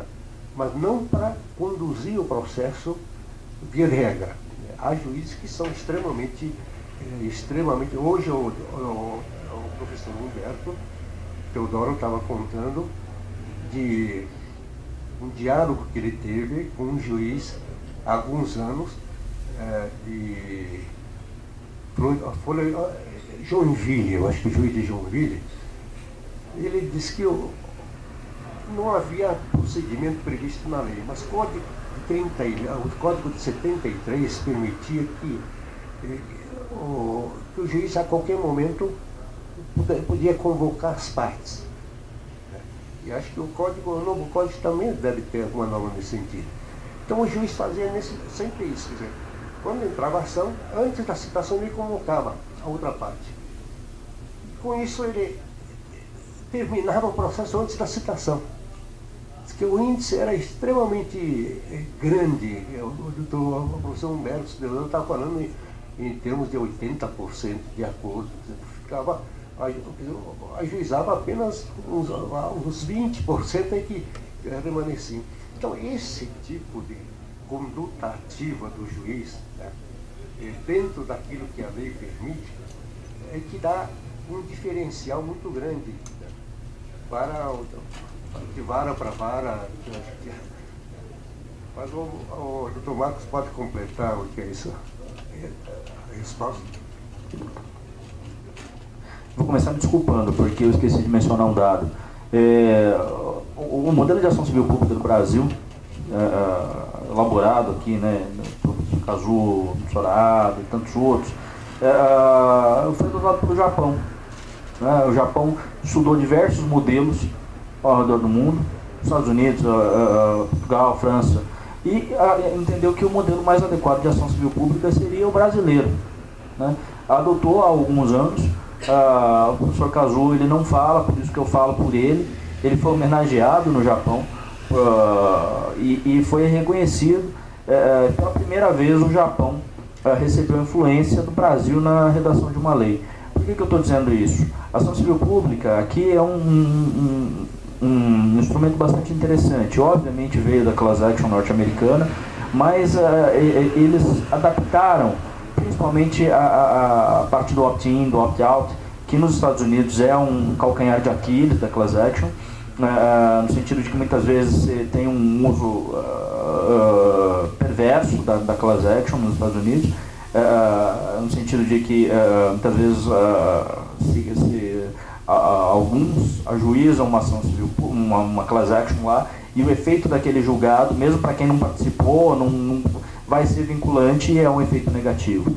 Aqui a gente tem uma salvaguarda, no sentido de que muitos que não tenham participado do processo da ação civil pública não serão por ela afetados se a coisa julgada for negativa a eles. Isso foi adotado esse sistema da class action foi adotado no Japão para mostrar que esses sistemas têm se conversado mais. Um outro ponto, por que eu estou mencionando a class action também? Eu me lembrei também que tanto na class action como nessa MDL, né, seria litígio multidistrital, alguma coisa assim, uma tradução bastante grosseira. Mas conversando com o Judge Stearns, eu perguntei a ele, falei, olha, Eu queria saber, de todas essas ações que o senhor julgou, o senhor chegou a julgar ou elas terminaram em acordo antes? Ele me disse, boa pergunta, de 10 que eu julguei, de 10 que eu processei, só uma eu julguei, o resto foi por acordo. Ou seja, muitos casos, o juiz ao conduzir o caso, ele acaba realizando um acordo, né? Esse é um ponto interessante. E aí eu vou caminhando na resposta, quer dizer, eu achei a pergunta excelente, no sentido de ser visionária. Eu também concordo com o senhor desembargador. Eu penso que, talvez, não sei de quantos anos para frente, isso talvez seja uma possibilidade, no sentido de que você tendo sistemas que respeitem as mesmas garantias, você tendo sistemas de administração de justiça que se conversem mais, talvez num futuro, não sei quanto distante, mas seja possível pensar aí na execução de um acordo. E aí o ponto base que eu penso é o seguinte: os dois países terem realmente uma democracia efetiva, que respeitem direitos de forma substancial, de forma substantiva. Caso contrário, você vai ter um título feito de forma arbitrária, que não respeita o devido processo legal, que não respeita nenhuma garantia constitucional, a ser executado em outro país. Nesse sentido, eu acho que o controle de convencionalidade é essencial, né? E eu acho que esse é um viés do controle de convencionalidade. Outro ponto a gente muitas vezes estuda o mundo ocidental. Eu em 2017 estive nas Filipinas, teve uma convenção sobre escolas judiciais, e a gente teve a oportunidade de conversar com outros ministros, outros desembargadores aí, e me chamou a atenção muito do sistema de Singapura e de Hong Kong, né?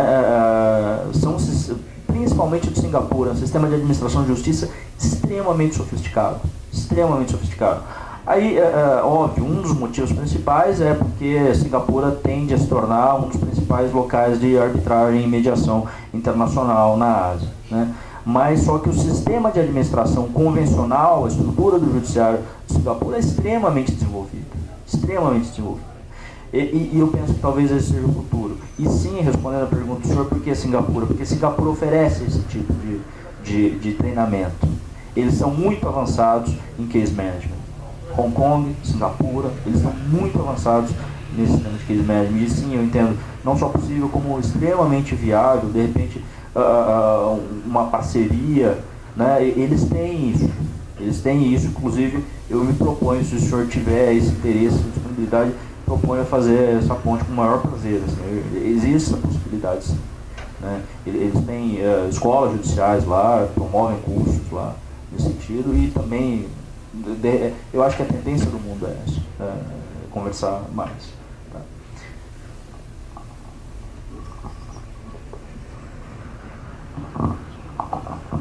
Boa noite a todos. Eu sou do gabinete do desembargador Pedro Bernardes.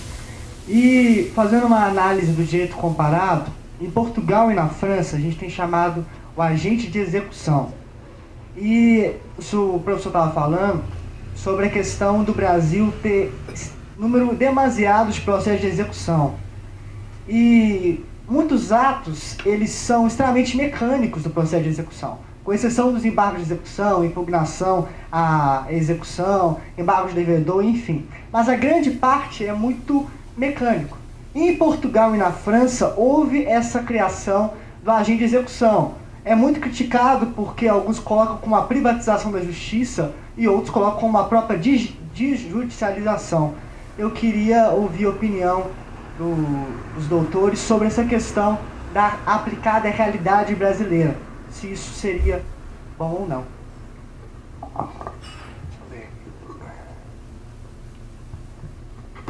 Essa pergunta, se fosse formulada num ambiente mais sério, eu pediria vista. Mas eu acho o seguinte: fala-se muito em execução extrajudicial, né? Eu acho que muita coisa pode ser feita. Nós temos execução extrajudicial. A lei de condomínio prevê a possibilidade de venda da unidade cujo titular não esteja em débito com despesa de condomínio, etc. Né? Agora, se isso pode ser aplicado de uma forma generalizada, né? Por exemplo, o fisco quer desjudicializar a execução. Isso tiraria garantia? Eu honestamente, eu não tenho uma opinião formal, mas eu não sou muito favorável a tirar a execução. Eu acho que nós podemos simplificar a execução. Né? Eu estou vendo os dados aqui, por exemplo, do CNJ, que eu mencionei, dos 80 milhões de processos, 53% são de execução. As execuções fiscais representam 40% dos casos pendentes e 74% das execuções pendentes. Então, se a gente conseguir resolver o problema da execução fiscal, né, a parte da execução privada, a execução civil, nós podemos aperfeiçoar mais. Talvez possamos desjudicializar algumas coisas, permitir a lei, o próprio Código de Processo Civil já permite a adjudicação pelo próprio credor. Né? Então, talvez dentro dessa linha ampliar algumas soluções nesse sentido. Mas eu tenho certo receio de tirar totalmente do judiciário no ambiente que nós vivemos. Tá? O ambiente que nós vivemos, eu sei, dizem que existe no Brasil mais de 1.200 faculdades de Direito. Isso é mais do que todas as faculdades existentes no mundo ocidental. E nós estamos lançando anualmente inúmeros profissionais de Direito. E eu não sei se seria a hora de a gente desjudicializar. Eu tenho certo receio de tirar a garantia do executado. Mas há muitas coisas que eu acho que nós podemos aperfeiçoar. Nós fizemos uma pesquisa, por exemplo, nós temos lá no CBPEG, que é Centro de Estudos de Pesquisa, Estudos e Pesquisas Judiciais. A pedido do Banco Mundial fizemos pesquisa sobre execução por título extrajudicial. Chegamos à conclusão de que 50%, isso na capital de São Paulo, das execuções paravam na distribuição, quer dizer, depois da distribuição, antes da citação. Quer dizer, expedia-se o mandado, mas por quê? Quer dizer, aí que veio uma intriga, uma coisa suspeita, que nós não aprofundamos essa pesquisa, mas a conclusão mais evidente era de que a grande maioria daquelas execuções que eram patrocinadas por instituições financeiras eram apenas para atender uma legislação fiscal. Que a legislação fiscal exige que se tente receber judicialmente e, se não puder, então pode lançar como prejuízo. E os bancos queriam apenas certificar de que não foi possível encontrar o devedor, por alguma razão. Então, há muita coisa assim artificial nas demandas que existem, e por isso que eu acho que a pesquisa é fundamental para a gente, o judiciário ter pleno conhecimento do trabalho que está tendo. Né? Muita coisa que está sendo mandada para o judiciário sem necessidade nenhuma. Né? Então, se aperfeiçoar tudo isso, eu acho que o judiciário ainda pode dar conta da execução extrajudicial. Né? Eu tenho certo receio, francamente, de desjudicializar completamente a execução. Você tem alguma opinião? A minha pergunta vem em anexo a essa pergunta feita ultimamente. Zé Américo Martins, desembargador da 15ª Câmara Civil. Palavra de ordem, me parece que hoje é gerenciamento. Professor Marcos, com gerenciamento de processo, com base na tese de doutorado defendida por ele. Desembargador Cazu, com a sua tese pensando nos casos judiciais, resolução 125, e E no dia de hoje eu fui muito feliz também em assistir uma palestra da Escola da Magistratura de São Paulo que diz respeito a gerenciamento de dados, e isso me causou extrema aflição. Gerenciamento de dados a partir de uma legislação nova que vai ser implantada no Brasil, vai entrar em vigor daqui a 2 anos. Nós vamos ter que nos preparar, senhores, porque a coisa é pesada. Eu fiquei assustado num primeiro momento, agora amanhã é a segunda etapa da palestra. Então não devemos passar os dados, inclusive o desembargador Thiago também vai receber um feedback dessa palestra. Agora, a minha pergunta é o seguinte: falta na realidade ao Brasil um gerenciamento de política pública para resolver o problema de número de processos, de acervo involuntário nesse aspecto? Falta o que no Brasil para resolvermos de vez esse sistema? Um exemplo, na Escola da Magistratura de Recife, Pernambuco, o candidato faz o curso de preparação para a magistratura, depois faz o concurso. Aqui em Minas, primeiro ele faz o concurso, depois faz o curso de magistrado, de preparação para a magistratura. Então, começa-se a diferenciação nesse aspecto de base. Falta política pública ou não? Obrigado. Acho que a Resolução 125 é a instituição de uma política pública do Judiciário, de tratamento mais adequado dos conflitos de interesse, e aí a CNJ estabelece os pilares necessários para essa política pública. Agora, eu concordo, eu não sei qual é esse programa, o Marcos, se você souber, você fala depois, desse pesquisa de dados, de números, eu não ouvi nada a respeito. Mas o que eu acho é o seguinte: se CNJ de um lado edita a Resolução 125, o que é uma política pública muito avançada, né? Por outro lado, existe um setor mais disciplinar do CNJ que fica cobrando números. Trabalho, quer ver o desempenho numérico do juiz, né? Aí há uma certa contradição, acho que tem que melhorar o CNJ, né? Eu estava falando com o desembargador a respeito de... Há um psiquiatra muito famoso que é o Augusto Cury, né? Eu estive com ele agora lá na Paraíba. Ele me contou, ele vai lançar uma coletânea onde tem um artigo meu também, e ele está coordenando esse trabalho. Ele está muito preocupado com a saúde dos juízes. E ele me contou lá na Paraíba que, a pedido da Escola Nacional da Magistratura Brasileira de Magistrados, a AMB, e da PAMAGES, ele realizou em Ribeirão Preto, recentemente, uma sessão de como chama esse tipo de tratamento em grupos, né? Porque ele está notando que os juízes estão perdendo saúde por essa cobrança de desempenho numérico, né? E eu acho que nós temos que cuidar de reduzir o número de serviço, reduzir a carga de serviço, né, do juiz, e aí então exigir a qualidade.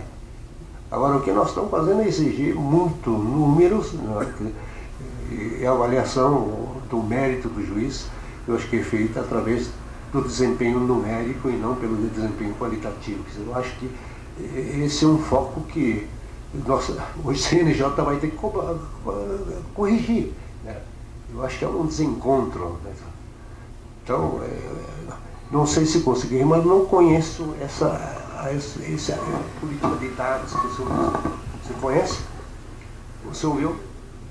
Está conhecendo mais do que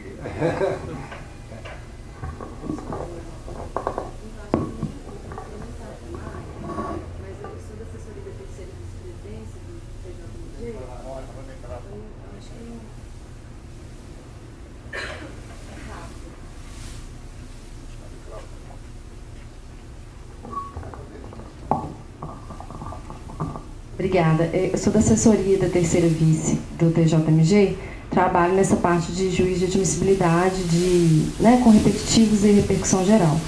E, então, eu queria, se fosse possível, elucidar mais, porque o professor Marcos falou da proatividade do juiz, dando como exemplo de ferramenta no gerenciamento, congregar as partes, chamar as partes, fazer um cronograma. Eu fico me perguntando, por mexer na parte repetitiva e repercussão, como é que é feito isso? Queria assim, um caso de sucesso, se fosse possível dar mais ferramentas nesse no GEP, que é nível geral, porque a gente vê casos que afeta, desafeta, isso causa uma angústia nas partes, assim. Então, como é que isso é feito no caso do NUGEP? Olha, um dos outros pontos do gerenciamento diz respeito à identificação das questões. Por que essa identificação das questões é tão relevante? Principalmente nos Estados Unidos, você vai aplicar ou não a ratio do precedente ou aplicar o precedente conforme o autor. Tá? E isso é essencial para um regime de repetitivo se você está implantando um sistema de precedentes. Aí alguém vai falar, olha, mas o precedente brasileiro não é igual ao dos Estados Unidos, e de fato tem muita diferença. Mas um ponto comum e muito importante, essencialmente importante, é a identificação das questões relevantes para julgamento. Muitas vezes, a aplicação ou não do repetitivo, fala assim, olha, aqui o repetitivo não foi bem aplicado. Por quê? Porque as questões não estavam bem descritas desde lá da ponta. Outro ponto, para você formar um precedente de qualidade, para que aquele precedente seja realmente um leading case e se transforme aí, e seja julgado no regime de repetitivos com um alcance, espectro amplo, é preciso, necessário que o juiz, desde o primeiro grau, forme aquele caso, conceda às partes no devido processo legal, conduza o caso de forma adequada. Para quê? Para aquele caso, quando subir ao tribunal, ao ser julgado pelos desembargadores, seja analisado em todos os seus ângulos, e aquilo subindo a Brasília também seja analisado com a maior amplitude e profundidade possível. E para isso é essencial que as questões estejam bem descritas. Um exemplo interessante é que no regime de repetitivos, por exemplo, vai falar assim, afetou a questão tal, tema tal, que afetou tal ponto. Como é interessante, principalmente o setor, né, os UNGEPs estaduais, descreverem, falar, olha, afetou, suspende processo de primeiro grau? Sim ou não, porque muitas vezes isso não suspende. E muitas vezes o magistrado de primeiro grau, ele fica em dúvida, fala, suspendo ou não suspendo? O que eu faço? E é interessante que o próprio tribunal possa já descrever. A gente, só um pouco, suspende, eu coloco uma coluninha, assim, meio, enfim, né? Mas uma coluninha, suspende de primeiro grau? Sim ou não? Então o magistrado de primeiro grau, ainda mais Minas, que é um estado enorme, gigantesco, né? Praticamente um país, aqui isso tem diversas realidades. Então o magistrado de primeiro grau olha e fala assim, olha, aqui é para eu suspender ou não suspender. O que isso evita? O tribunal evita dezenas, centenas de agravos, né? Reclamações, enfim, tá? Mas não sei se eu respondi. Eu acho que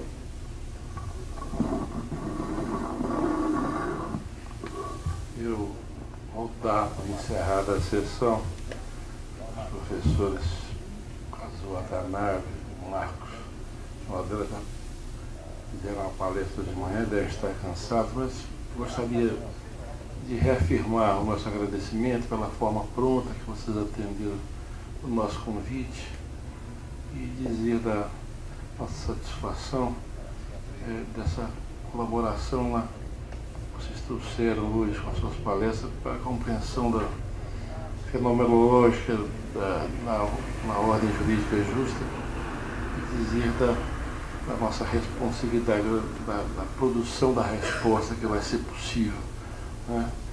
Com isso, mais uma vez, muito obrigado pela presença e as portas da associação, diga-se em nome da presidência e dos vice-presidentes, estão sempre abertos. Muito obrigado.